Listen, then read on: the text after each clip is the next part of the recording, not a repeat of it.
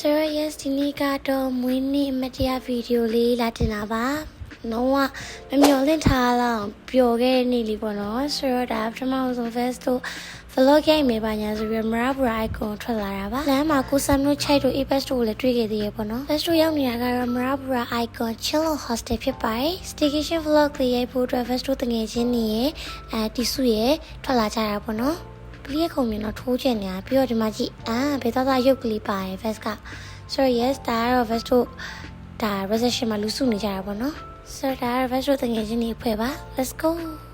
ဒါကတော့ first တို့လူစုပြီးတော့ပစ္စည်းတွေပါတယ်အခန်းထဲသွားချဖို့အတွက်လုပ်နေရပါfirst တို့ယောက်ျားလေးရောမိန်းကလေးရောဆိုတော့ယောက်ျားလေးတစ်ခန်းမိန်းကလေးတစ်ခန်းခွဲယူထားရပေါ့နော်မနိုင်တော့ chill hostel တော့သဘောကျရပါလို့ဆိုတော့သူ့ရဲ့ဒီဖွဲ့စည်းတည်ဆောက်ပုံကလုံးဝ teenage vibe ကိုရရင်မိသားစုပဲလာတငယ်ချင်းအုပ်စုပဲလာတော်တော်လေးစင်ပြေရဲ့နေရာလေးဆိုတော့ first တော်သဘောကျတဲ့ hostel မှာပါတယ်ပေါ့နော် first တို့ယူထားတဲ့အခန်းလေးကကြတော့ဒီလိုမျိုးဝရဏလေးပါတယ်ဒါကတော့ကိုဆမ်တို့အခန်းပေါ့နော်ဒါကတော့ချက်မပြည့်ရဲ့ Apex နဲ့ခြိုက်ဖြစ်ပါတယ်ချက်ပြည့်လားမပြည့်လားတော့ဒီဗီဒီယိုသာကြည့်လိုက်တော့တစ်ဖွဲ့လုံးပေါင်းလို့တစ်ချက်မပြည့်ပစ္စည်းချပြီးဆိုတော့အခုကတော့ဈေးရောင်းပွဲတော့သွားမလို့ပါရှောက်ရတယ်ဒါကဈေးရောက်ပွဲတော့နားလေးမရောက်ခင်မှာ first တို့ဒီနားမှာ twilight လေးနဲ့မှန်လေးရှိလို့နည်းနည်း makeup retouch လုပ်တာလေးဘာညာလုပ်နေတာပေါ့နော်တချင်းတန်ကြရင်မရဘူးလို့နည်းနည်းတချင်းလေးကစိုးလိုက်ရမှာပြီးကျမရဲ့ချစ်မောင်လေးနော်ချိုက်အခုစီကနေပြီးတော့ကျမရေခဲမုံဝယ်ကျွေးမယ်ဆိုလို့ကျမရေခဲမုံဂုံးစင်းမလုပ်ပါတယ်။ဦးဆုံးကတော့ first ပိန်းဦးရေခဲမုံလေးစားမလို့ပဲဒါပေမဲ့အသီးစနစ်လုပ်ထားတဲ့အဲ့လိုရေခဲချောင်းလားအဲ့လိုဟာလေးတွေးလိုက်လို့အဲ့ရေခဲချောင်းလေးပဲဝယ်ကျွေးခိုင်းလိုက်တယ်ပေါ့နော်သူ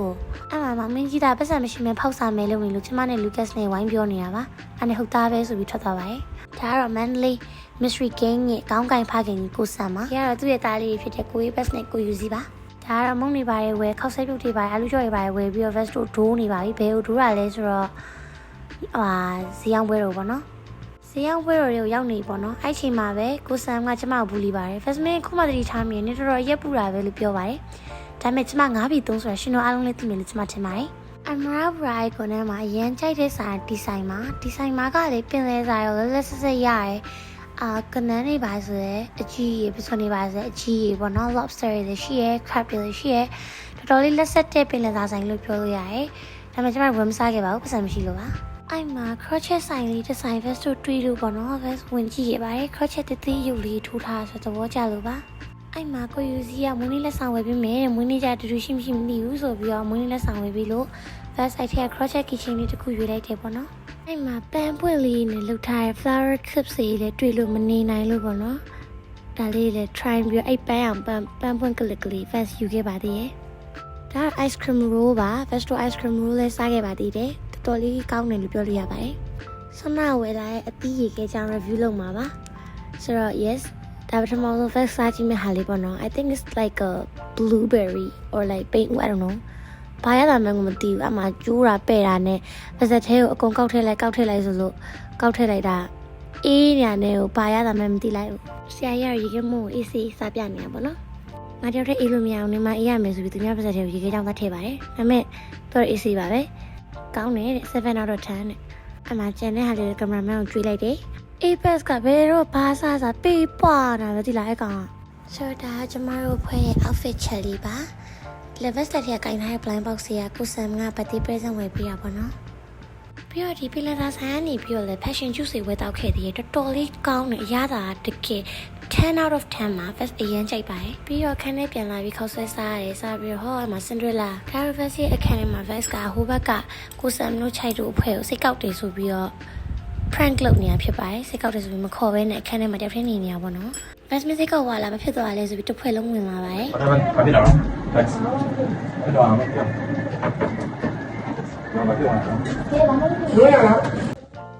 Happy birthday to you ဟာဖြစ်တာ Happy birthday to you အဲ့ဒါ Happy ဘာလို့လဲဒီကစားဟာတိုက်လားစိတ်ကောက်တဲ့အစရပါညာဆိုပြီးတော့ပြလိုက်ပြီးတော့ Alice က first ကိုအင်ကြီးအဖြူလေးလဲခိုင်းနေမှာနော် so yes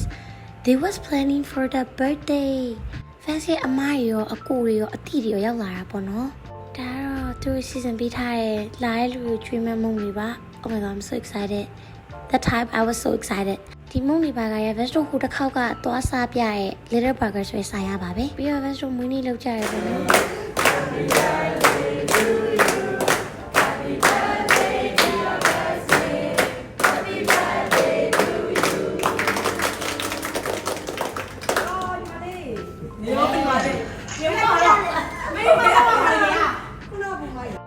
ဒါမြင်းတဲ့တိုင်မွေးနေ့ကိတ်လိုက်ခွင်ကျွေးရပအောင်ရောက်ပါပြီဒါတိစုခွင်ကျွေးနေရပါစပင်တူးနဲ့ outfit ကိုတော့တီးခံပေးကြပါတဲ့ဘာမှမ plan မင်းနဲ့ဖြစ်သွားဆိုတော့လေပြီးတော့ဒါ Vex ရဲ့ biological sister ပေါ့နော်ချစ်ဆုံးညီမလေး Alice ပါပြီးတော့ Mommy Jerry ကိုခွင်ကျွေးမှဖြစ်ပါတယ်ပြီးတိုင်းတော့ Vex တိတ်ချရရဲ့အကိုတွေမရဲ့လဲလာပြီးကြဆိုတော့သူတို့တွေကိုလည်းလိုက်ပြီးခွင်ကျွေးမှာပါလူဆောင်တက်စီရောရိုက်တာပဲဒါပေမဲ့ video clip တွေကဘယ်ရောက်ကုန်တာလဲမသိဘူးချို့လူတွေကိုခွင်ကျွေး clip တွေကမပါဘူးပေါ့နော်အမားတွေနဲ့ဆိုကိတ်မွန်ကျွေးကိုရီတာဟေးပြီးတော့ yes mystery ace ကလူတွေကိုလည်းအကုန်လုံးလိုက်ခွင့်ပြုပါရဲ့ပြီးသားရင်တော့ vesto burger အေးကြိတ်တာယူပြီးတော့အမထိုင်ပြီးစားကြပါပြီဒါကမီကီလေးပါ vesti ကိုတီးတရားနဲ့မရဘူရာတီအဝေးကိုမွေးနေ့ဆောင်လေးယူပြီးတော့လာတာပေါ့နော်ကျေးဇူးအများကြီးတင်ပါတယ်လို့ပြီးတော့စကားတပြောပြောနဲ့ vesto burger တွေပါကုန်စားကြတယ်ပေါ့နော်ပြီးသားရင်တော့ဒီကောင်ဝင်းနဲ့နေရတာဘလို့မှဆင်ပြီးတော့လို့ outfit change ပြီးတော့အောက်ကူစင်းလာရဲ့ပြန်စင်းလာပြီးတော့ vest နဲ့ chain နဲ့ဘီလီရဲ့ထိုးကြရပေါ့နော်ဘီလီရဲ့လည်းထိုးပြီးတော့တပ်ပုံတွေပါလည်းရိုက်ပါတယ်အဲ့နဲ့သူ့ကိုလက်ကိုဘယ်နာမှာထားချက်ကိုဘယ်နာမှာထားပါညာနဲ့သူ့ post ပေးနေရအစားချင်မှတခြားလုပ်ပေးခဲ့ရပေါ့နော်တပ်ပုံတွေကတော့ထားချက်ထွက်လာနေမယ်အပြင်မှာတော့နှစ်ယောက်လုံးပြင်ပေးပါဦးဒါကတော့သူတို့ခန်းထဲမှာ stream မလုပ်ခင်ကိုသူတို့ပြင်ဆင်ကြတာလေးကို vest တငယ်ချင်း Jerry ကတွားရိုက်ပေးထားတာပါ stream ပြီးတော့ဒါ vest တို့အောက်မှာခောက်ဆွဲပြုတ်တောက်ဖို့ရောက်နေတာပေါ့နော်